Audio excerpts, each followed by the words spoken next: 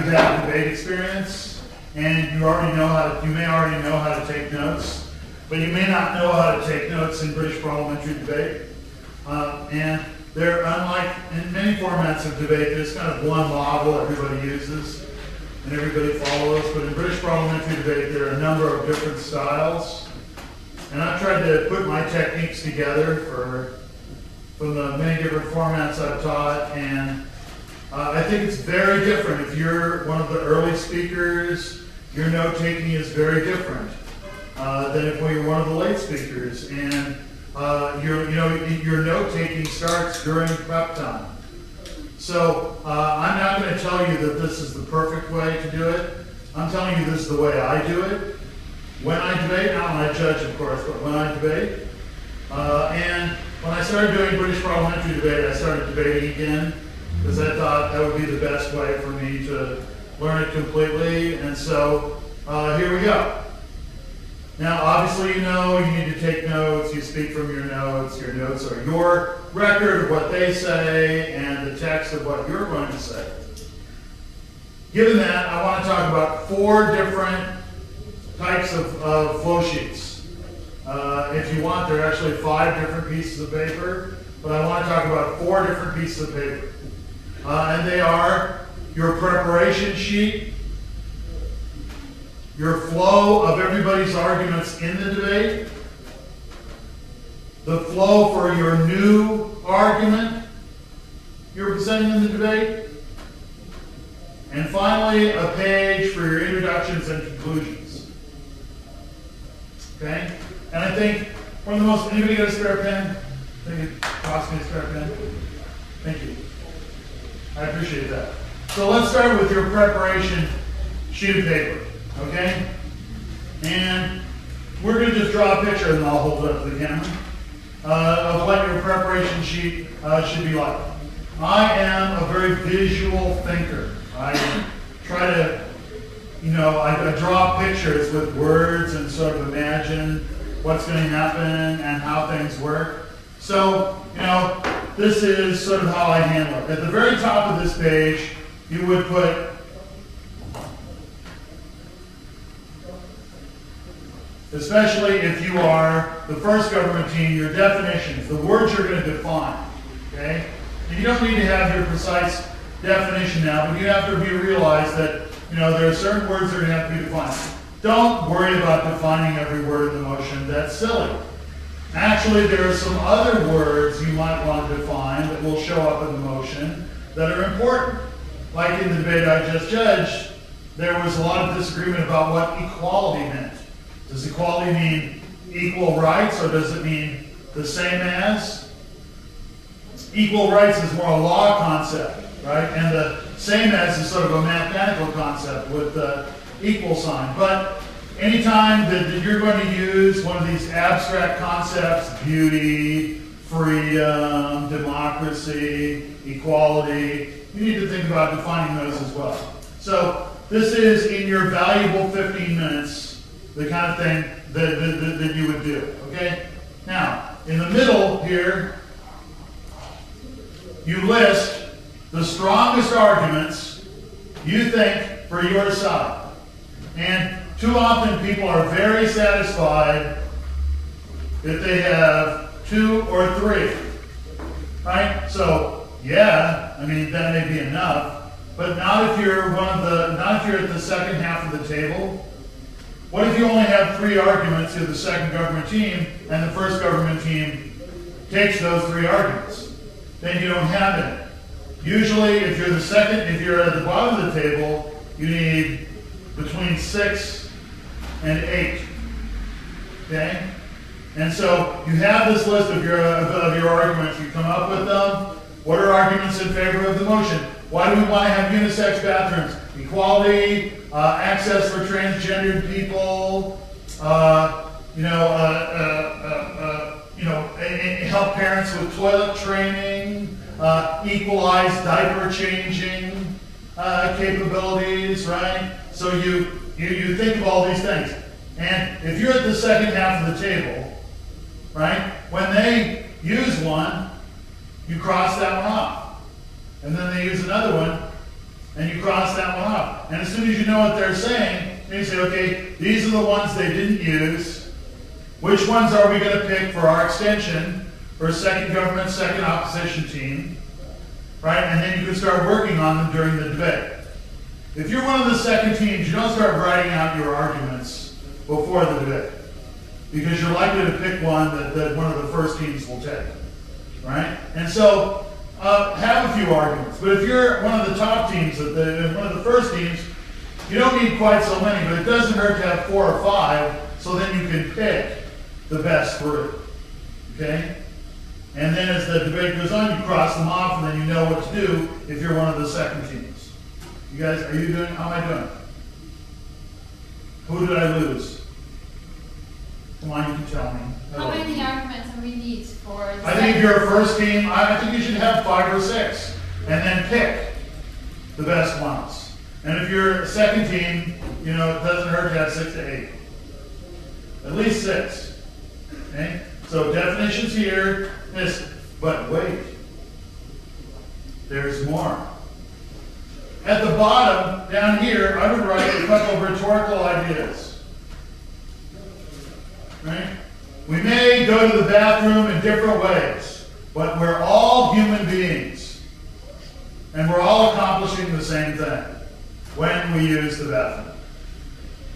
Just these little slogans, phrases, metaphors. Right? And you can write a couple of them down here. That should be part of your thinking before the debate. How you're going to approach this conceptually. And a little slogan. How many British parliamentary debate teams start the debate by saying, hi, we're glad to be here, honorable judge, worthy opponents, this is an important topic, now let's define some terms. Which great speech ever sounded like that? Right? So you want to have an introduction that's stirring, that says, men, women, we're really not interested in that. We think we're all human. And that's what the government team is going to focus on in this debate, our common humanity. Right? And then the second speaker starts off with, yes, we're all human, and that's what really counts in this debate. Whoa, 2 speakers on the same team who sort of sound like they're talking about the same thing. And you sound coherent and like your teammates. Okay? And so I put the rhetorical stuff down here. Now, on one of the sides, I like to take, right here in the column, and write down examples. Right? Write down examples. All the examples you can think of. For example, if the motion is about independence for Kosovo, right? What are all the examples you can think of for regions that want to become independent countries? Chechnya, Kurdistan, Abkhazia, right?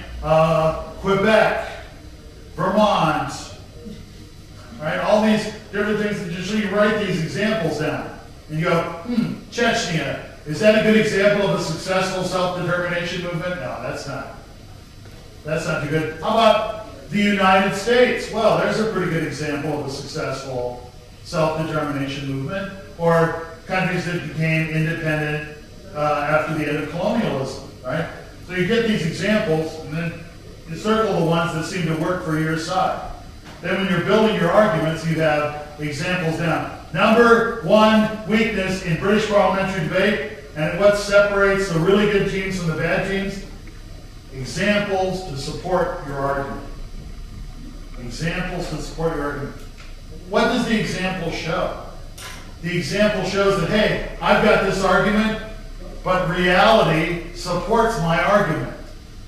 There's something that actually happens that supports my argument. Okay? So that's why you want to have a list of examples. And there you go. That's your prep page. Right? Terms, arguments, lots of them, some rhetorical ideas, and then you're ready to go to the debate. Now, if you are one of the first government teams, you have to start, the first speaker has to start writing your speech out for the arguments that you're going to use during your prep time. Right? But you would do that on a separate piece of paper that I'm going to talk about in a minute. Piece of paper number 1, your preparation page. Piece of paper number 2, your flow of the debate. Your flow of the debate. You actually need 2 pieces. I'm just going to use one right now. 1 piece for the government, 1 piece for the opposition. Now, how many columns do you use? Well, it depends on what speaker you are. It depends on what speaker you are. Right? You need enough columns so that the last column is the one that's yours. Okay, so let's say first government, first opposition, second government speaker, second opposition speaker, and then there's me. Always have your column bigger than the others. Okay, always have your column bigger than the others. Big error that I see watching people take notes is that they spend too much time writing down what the other team's saying. You're not going to give the other team's speech. You just want to know their argument. Okay? And then you answer their argument. That's the kind of stuff you need to be writing down. So, here's an example. Right? The first government speaks, and they have one, they have a definition, they have a model, they have argument number 1, argument number 2. Okay? And then, somebody else argues against that. And then the second speaker of the first government team will have a third argument. Now, you don't need to do a lot of detail here. I think you just need to write down the name of the argument and any example they might use. That's sufficient. What you need to be doing is writing down over here what you're going to say about that. So, for example, and I like to do this, box it out. This box is for their first argument. This box is for their second argument. This box is for their third argument. If you're the opposition team, this is your refutation sheet. This is your refutation sheet. And, if you are not the first opposition team, you don't need to write down all their arguments, although if one seems really good and you like it, and you're going to want to talk about it, you might. Where do you put your writing? Over here, where you're going to speak. What am I going to say about the first government's first argument? And too often, people are satisfied with having one argument to make. Oh, I've got a reason why you're wrong. Good for me. Great. Right? Is that as big as you are? No. You're huge. You're massive. You're gigantic. You should have more than one thing to say. So, for example, against their first argument, you may decide to say 3 things. And you write 1. It's not Karl Popper today, it just looks like it in this square. 2, 3. Then we get to, what was the first government's first argument? It was this. We think that's really weak for 3 reasons. 3 reasons. Reason number 1. Then say number 2. Reason number 2. This puts so much pressure on the other team than just saying one thing. Okay? In British parliamentary debate, there's increased emphasis on the new material, but I think that doesn't mean that your refutation shouldn't be deep. Instead of talking vaguely and abstractly and without much word economy about one argument, you could probably put out 3. And if they're numbered, that's pretty clear. And then 1, 2. 1, 2. All right, so you're engaging all of their stuff. Okay, so this is your refutation page. We're assuming here you're the opposition. Now, you might. Then you have another page for opposition arguments, right? 1, 2, and then 3. Let's say you're the first speaker for the second opposition. You don't want to spend a lot of time talking about the other opposition team's arguments, but you kind of want to keep them alive. And so you might box them out and have a couple of things to say about each one. Right? And so you're not writing a lot over here. You're writing a lot in this column where you're going to speak. Right? And I would actually, not true in Holland where crime increased. Right? I'll actually write that down. So when you get up there, you remember, my first argument is, well, that's not what happened in Holland. Crime actually increased there when this program was adopted. Okay? And so these are your flow sheets for the debate. And if you've debated before, I'm sure you do this.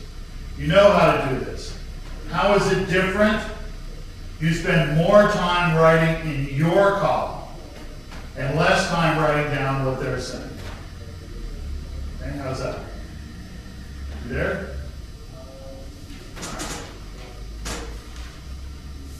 Let's see, did I miss anything? Yeah, I just want to reiterate a couple of things about this process. I want to make sure you don't miss it. Okay?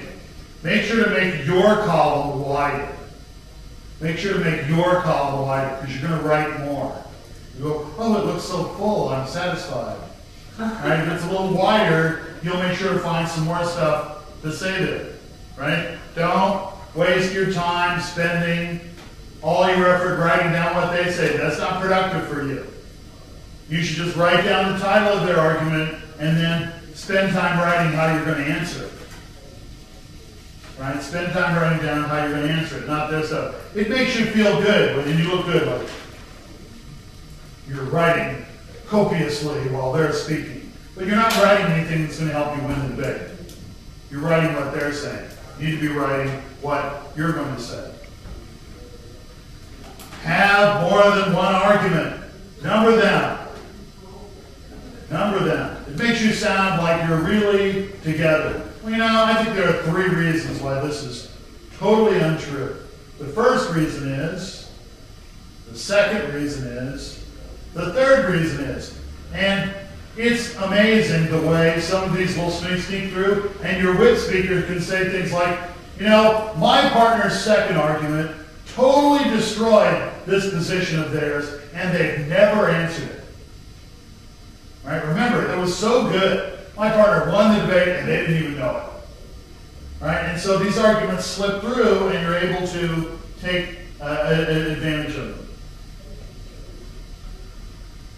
Don't write down a bunch of trash over here. Only write it down if you think, yeah, I really want to say that. Oh, Tunis said have a lot. Okay, I'll write 7. And 4 of them are stupid. Right? In British parliamentary debate, it's not how many arguments you have, it's how strong your arguments are that counts. It's how strong your arguments are. And I think you want to practice word economy. I mean, as the first speaker for the second opposition, I have time in the debate just to say, okay, do I want to change the way to word them? I can say it this way. Oh, maybe I'll say it a little differently. Refine your speech. Don't be afraid to sort of mouth it over in your mind as to how I'm going to say that. Yeah, oh man, you know, that's not so smart, man. I better think of something else to say. Right? Empower yourself to spend more time writing your speech during the debate. And don't be afraid to change your mind. Gee, I have 4 arguments, but now that I wrote down the 4th one, the second one doesn't seem as strong, and I don't really have time to make 4 arguments, so I'll just cross out one. Renumber it, and then we're down to 3 again. Okay? All right? First page, your preparation page. Second page, government opposition. We're going to talk in a few minutes how all these pages work in your speech. Third kind of page, your new argument. Your new argument. Okay, in talking to the faculty, here's what we think. Second teams haven't quite figured out that they have to make an extension, right? That they have to produce new matter. And for those of you who debated in the Karl Popper format, that's like you put all your arguments out and then you fight over them. But because there's 4 teams in the debate, right? You can't let the first government team have all the good arguments. You're the second government team. You don't want to be second, you want to be first. So you have to think of an ingenious, brilliant, new argument, but one that remains faithful to what the first team has said. You have to think of this, it is a parliamentary debate, and it's good to sometimes think of it in a parliamentary context. The first speaker for the government is the Prime Minister. Second speaker is probably, his or her good buddy. And you're down the bench a bit, right? And if you come up and disagree with what they say, or say, well, that's not very important, what I've got to say is much more important, you'll never make it to the cabinet. You'll never make it to the cabinet. In fact, the party will probably support somebody else for your seat in the next election. Right? So you need to be faithful. So you want to go, the first government team did a wonderful job setting up this debate. But now that the basic arguments are down, let's go in more detail with some new approaches to provide, a deeper insight into this issue. And why, of course, we're right as a party, but the good ideas are mine. All right, how do you do this third page? Just like you would, there are no columns at all. Just write your argument out. Okay? And so let's talk about how to write that argument out. The first component of it should be a title, or as my hero Branko Marusic calls it, the flag.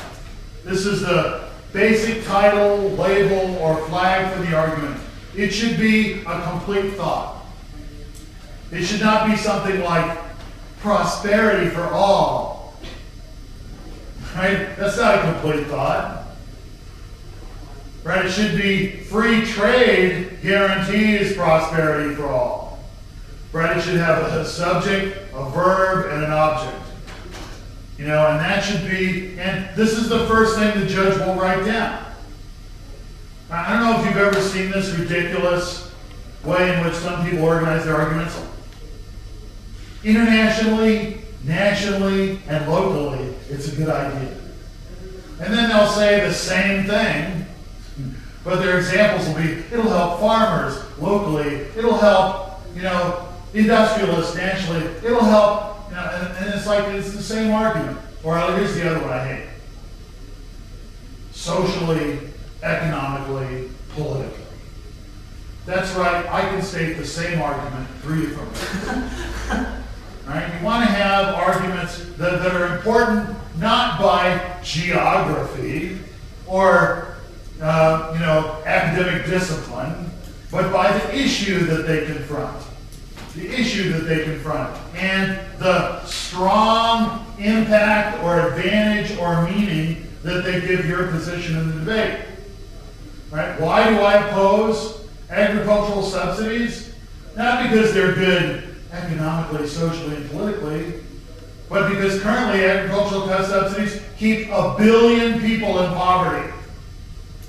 In less developed countries, they can't compete with these subsidized agricultural products from the US and the EU because these farmers are reimbursed so much that they can sell their American corn is so cheap because they get agricultural subsidies. They sell it at below the cost it costs to raise them. So what happens to corn farmers in some other country? Brazil, they're screwed. They're starving. They can't sell their product. And it keeps them in poverty. This is an issue. Right? This is an issue. And this is something that has some impact.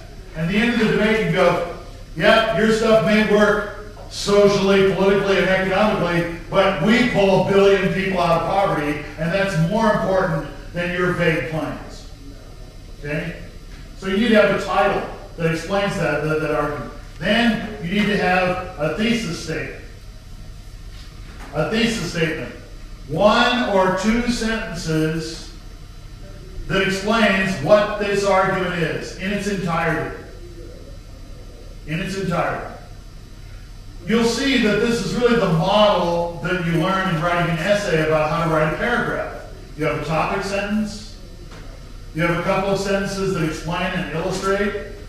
You have some backing for what you're saying. And then you have a concluding thought, right? A concluding sentence. This is how you put together a paragraph. Okay? And this is how you put together your independent argument as well. Okay? So now we've got this thesis statements, maybe 2 or 3 sentences. Right? Make sure to indicate the logical connection here. Now, why is it that agricultural subsidies keep them in poverty? Because the government gives the developed country farmers lots of money. They then grow the crops. They can afford to sell them below market value and underprice the poor farmers who now have no livelihood. Okay? And you want to make sure that the causal steps are shown in these 2 statements. Then, you want to really have a good argument, you have 2 or 3 examples. Oh my God. A lot of times, debaters are lucky to have 1. But, you know, at so many judge briefings, they'll tell them, don't vote for the team that has the most arguments. Vote for the team that has the strongest, best developed argument. Okay? That's why in a lot of other debate formats, if you're the government team, you may say, here's 5 reasons why you should vote for us. That's not what you should do in British parliamentary debate. We got, I'm the second government team. I have 1 reason, but it's a big one, and it's true, and it's strong, and it's good. You're going to want to vote for it. Right? And then you would have examples. Now, there are many different things that can serve as examples. Okay? And I don't necessarily call them examples. I like to refer to them as forms of support. Okay? You could have something from a current event. Right? Something that you know that's happening in current events because you follow current events because you're a debater. And so you can relate things that are happening. That would be one form of support. Another form of support might be a statistic. Oh, but Tuna, I don't remember all these statistics. You don't really need to know all about the statistics. You don't need to know the precise number. Generally, you need to know which way they're moving. Okay? Do you know what percentage of economic growth China has this year? No. That's fine. I don't expect you to. Is China's economy growing? Yeah. Is it growing slow or fast? Fast. Right? So that's what you need. Right? That's a statistic you can use. China's economic growth rates are among the fastest in the world. Right? That's what you need. And the one thing you don't want to do is lie. 9.3%. Right? Because you get caught doing that. Once you get caught doing that, and you don't even need to get caught, the judge goes, oh, you don't know it's 9.3%. Come on. Right? Don't take the risk of destroying your credibility. Right? Be real. Be honest. I like to say this. Be honest, it catches them by surprise. They're not expecting it. And just say China's economic growth rate is really fast. Okay? What countries have the highest suicide rates in the world? Slovenia. Okay? All right, if you compare rich countries with poor countries, which ones have higher suicide rates? Yeah, rich countries. What does that tell you about whether money makes people happy? It doesn't really, right? People think, I want money, I want products, I want fashion, but does that make them happy? No.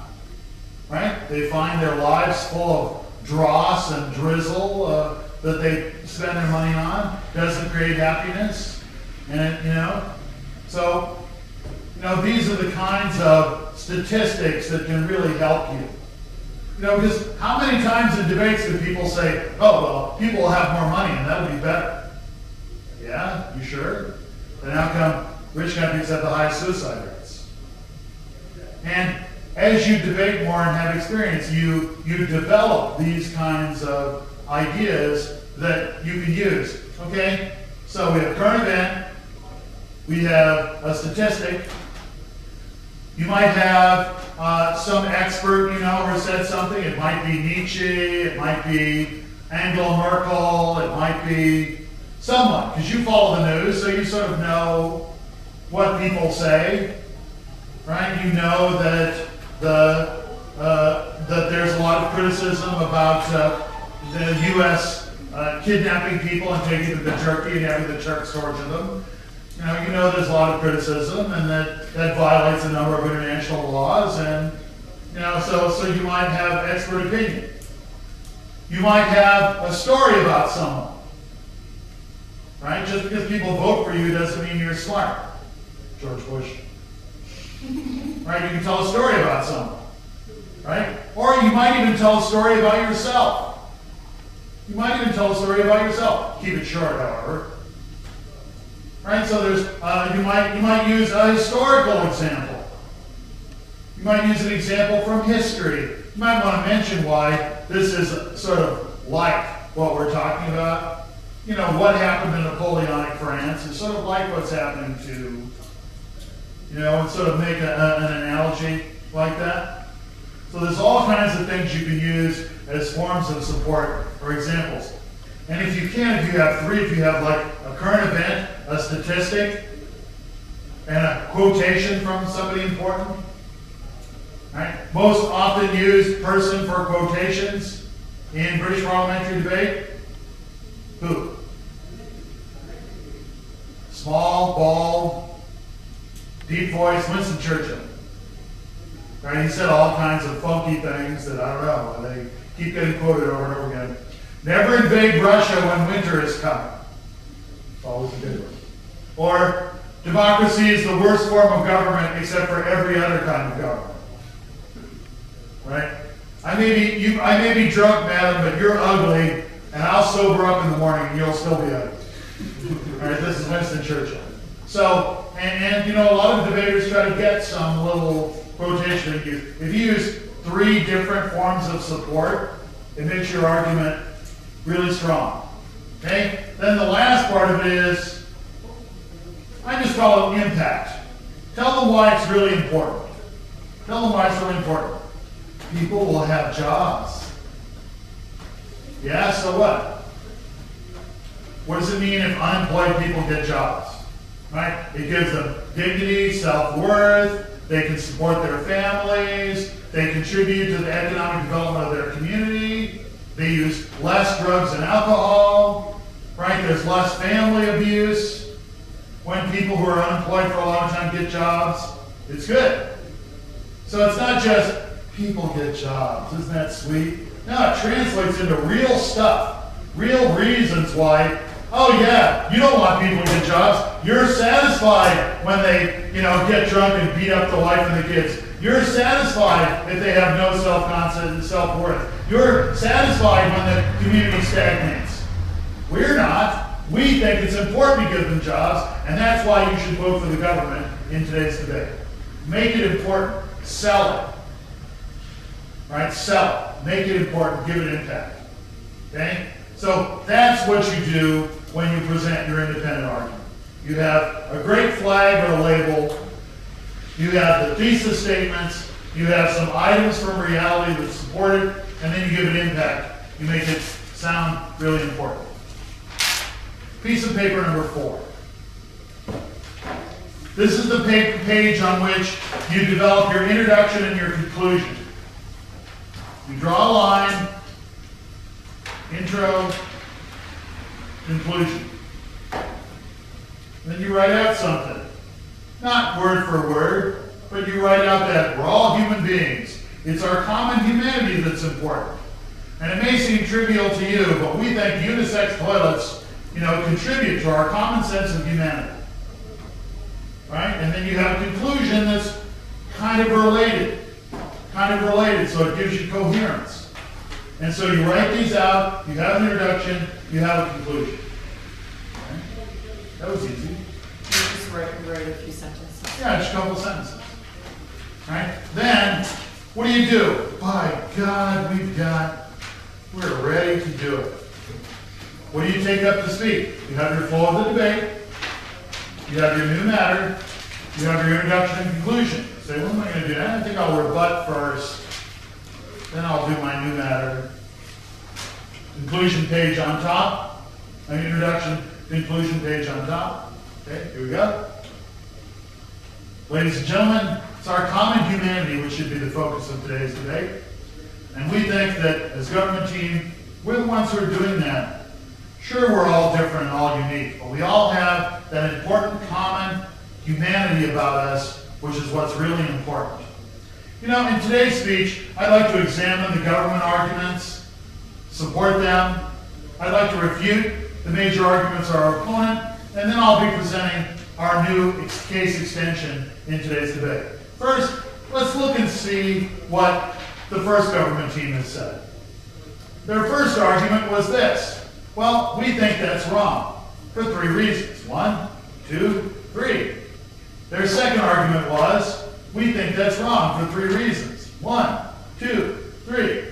Now that we've disposed of their arguments, let's look and see what the government side of the bench is offering you in today's debate. We've offered you some very powerful reasons why we should adopt today's motion. The first one was, right, and you don't want to spend a lot of time on it because it's usually the first government's stuff, right? Well, you will if you're the first government team. Right? Answer back some of the major arguments that the other side has had. Support yours. Get through it. Now, we'd like to present our case extension in today's debate as to why we believe, and then present your new argument. And so, ladies and gentlemen, to conclude, then you go back to your first page. Read your conclusion thing, timer goes off. Bang. You win. Okay? So that's how you would use the different pages of your flow sheet. And they're very different. Okay? Here's some other ideas that I want to tell you about your flow sheet. Now you have a 7-minute speech. Decide how long you're going to spend on your new matter. Decide how long you're going to spend. Okay, I'm going to spend 3.5 minutes on this. All right, so, you know, what does that mean? Well, it's going to take me 20 or 30 seconds to do my conclusion, right? So that's 4 minutes. That means I got 3 minutes to do my introduction and handle these 2 pages. You know, that's not enough. Let's cut my new matter down to 3 minutes. Well, now I have a little more time. Plan out your time allocation in advance. Now, your partner can help you. Your partner can help you. If your partner knows how much time you're supposed to spend, right, your partner can help you. How? Well, as often, have you ever sat there and, you know, thought, let's go. You're not getting to the extension. Come on. But you can't like, hey, hurry up, dude. You know, that makes you look bad. Well, you need to signal them, and so you need to have a code. Here's a good one. Here. Just sounds like you're agreeing with your partner. You know what that really means? Come on, you dummy. You're not getting to the case extension fast enough. Let's move. Right, so it won't make you look bad. You don't do it all the time. First, you don't want to be cheering for your partner. Yeah, another smart thing my partner said. You know, that's so self-serving. You don't want to do that. But you may do it once. When you do it the first time, it's like, hurry up. And then the second time you say, here, it means, listen, bozo. Get there. Okay, now let's start the case extension. Right? They'll get the message. Okay? So you need to think about time allocation. Don't be afraid to indicate a turning point where you would like to take a point of information. All right, here is your new argument. Let me show you where you don't want to take a point of information here, in the middle of your new argument. You might want to take a point of information just before you get there, or maybe in the transition between the government page and the opposition page. You control the floor. You're going to take at least 2 points of information. You can think of when to take them. Don't take them when they want to give them. Take them when you're ready. It's so easy to manipulate them. You know, a brief pause, looking at them, they'll get, well, wait, no, he's going to take a point now. I better make one. And guess what? That's probably not their best point, is it? And do you want to answer their best point? No. You want to manipulate them to do what you want that makes you look good. And that's, so think about times in your speech when you would like to take points of information. Here's a technique, another technique that I think is useful. Put a star next to their worst argument. They make, oh man, that's kind of a stupid argument. I'm going to put a star next to that. And what does it mean when you get there? And I can't believe what they said next. What they said next was, if we have unisex toilets, they'll be cleaner. How? What, is there a traffic difference? I mean, do people go to the bathroom differently? Or, what's the reason for that? Or maybe they contradicted themselves. And a lot of times, you can take something that they've said and think of a way to use it against them, like an exaggeration. For example, in a debate about we should return stolen cultural artifacts, right? A lot of, this is a very popular, give the Elgin marbles back to Greece, return stolen artifacts to Egypt, to Ethiopia, all the loot and plunder of colonialism. And, when they say, yeah, but Ethiopia doesn't have very good museums, so we should keep the artifacts right where they are because they'll be better cared for. Right? So, what are they really saying? It's okay to steal stuff if you think you can take care of it better than them? Yeah, I'm sorry, I took your TV. I don't think you're caring for it properly. So I'm stealing it, right? And so, sometimes they make arguments and the principle behind it is bad. Right? And you could say, what does this mean? I can steal whatever I want if I'm going to take care of it? Right? I want your car, I want your house, because I'm going to paint it and take better care of it than you. I'm glad you're not I'm certainly glad the opposition team are not my neighbors. Right? So you can take something that they've said in this specific and apply it in another context, or if they just contradict themselves. The third speaker on each side is in a really good position to identify, especially the third speaker for the opposition, where the two government teams have contradicted each other. Well, I think we have more of a debate going on the other side of the table than anywhere else. The first government team says white, and the second government team says black. Right? Who are we going to believe? I think you should vote against both of them and opt for the opposition. Right? So there are a lot of things you can do. Find their worst argument. And, this is something I've been teaching people to do for 30 years. Hold up their worst argument like it's a smelly fish and said, this is the kind of logic they want you to vote for. Shame. Okay. After the debate, take your pages, fold them up, all of them, especially that preparation page. Write the motion. Write what side you're on. File it away. Next time that motion or something like that comes up, right, you'll be able to, I wonder what I said last time. Ooh, that's a good argument. I almost forgot that one. All right, so save these notes though. Okay? I believe I've reached the end of my notes. Questions, comments, concerns, complaints? You don't waste too much time with writing all these sheets.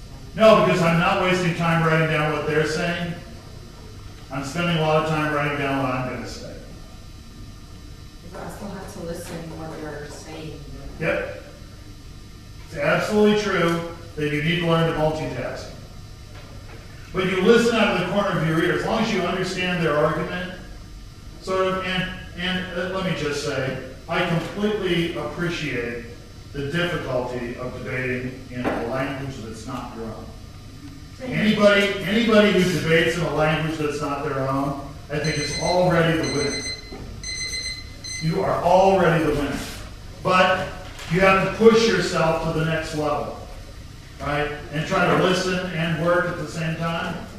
But if you're the whip speaker, for example, there's a point in the debate where you kind of have to stop listening and work on your speech. So don't be afraid to do that. Right? And so I would just say, when you're writing, write what you're going to say, and just write their flag or their label for the argument. Right? And then start writing what you're going to say instead of writing down what they're going to say. It's difficult, but I think that's the best approach. Oh, and sometimes you may not have things on your notes, and you'll just have to think of things while you're standing up, right? But that's good. You can do that, and you will have to at some point. But this system may help you. I do have 4 kinds of pages, but I don't think I'm asking you to write down any more than you probably do already. And that's the thing. Just write down things you're going to do. Can I ask you? Sure, go. Yes, you can. About the arguments. I mean, I'm confused. Or to write, here is the opposition and the proposition. Or yes, and I'm the last one, for example. And then I'm writing their own arguments here, or looking at here in this sheet. I don't. Okay. These are their arguments. You're just writing down what they are, and then over here, when you're going to speak, write down how you're going to answer. Your independent new argument that you're going to present is on. Oh no, I have too many pages. It's on this page. Right? And there are 2 kinds of arguments. There are offensive and defensive arguments. Offensive arguments are a reason why you should win. And defensive arguments are about, their stuff's not so good. Like your model's not going to work. People are not going to follow your objectives. It's not as important. And offensive arguments would be, no, if we do that, it would be a disaster. It would hurt the economy. It would be, right? You don't want to be like Italian football where they just want to stop the other team from scoring. You want to be like, La Liga in Spain where they pump the ball in as much as possible. I better go post the motion or else I'll get in trouble. But I'm around all the time. Come sit down, talk to me, ask me questions, let me know how I can help you. It's what I live to do.